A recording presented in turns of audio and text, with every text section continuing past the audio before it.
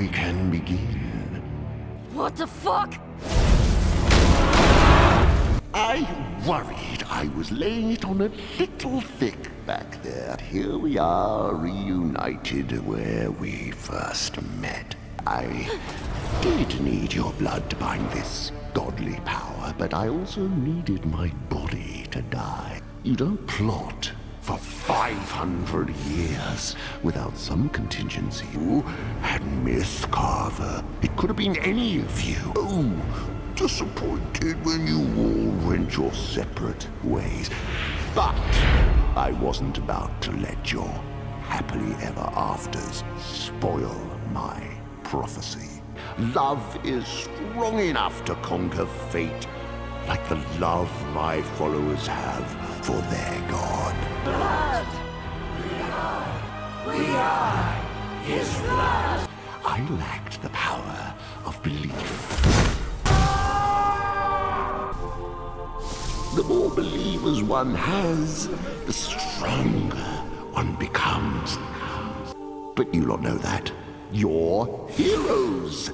Vox Machina. The protectors of the realm. A choice. The eyes of Vex'ahlia are upon you. The faithful shall be forever reborn. Bend the knee. Swear allegiance to me in front of all the world. Or the world watches. The choice is yours. I submit! I submit. Just let him go. I submit. I submit. I submit. I submit. What say you, champion? Get fucked. Pity. Stop!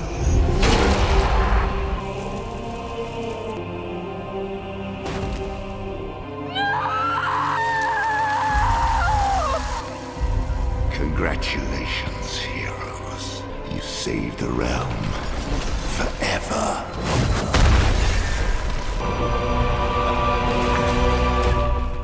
If Vex'ahlia is the steady arrow that never misses, her twin brother Vax'ildan is the shadow that dances on the edge of darkness. The half-elf rogue, with his nimble fingers, quick reflexes, and signature dagger whisper, moves through the world with a grace that belies his inner turmoil. He is a man of contradictions, charming yet distant, reckless yet loyal, haunted yet hopeful. Vax's journey is one of self-discovery, as he grapples with his identity, his purpose, and the inevitable pull of death. To understand him, we must follow him from the streets of Byroden to the halls of the Matron of Ravens, tracing the steps that led him from a lost boy seeking belonging to a champion who embraced his fate. Vax's early life was defined by duality.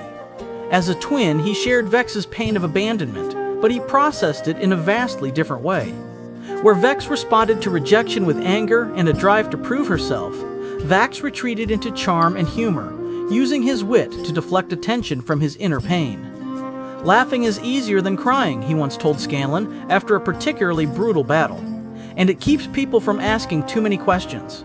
He became a rogue not just for the thrill of the heist, but because it allowed him to disappear, to blend into the shadows and avoid the vulnerability of being seen. His skills as a pickpocket and lockpicker were honed on the streets, where survival depended on being quick, clever, and untrusting.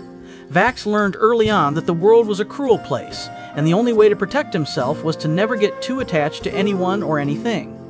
Yet despite his best efforts, Vax craved connection. He loved Vex fiercely, and their bond was the one constant in his life.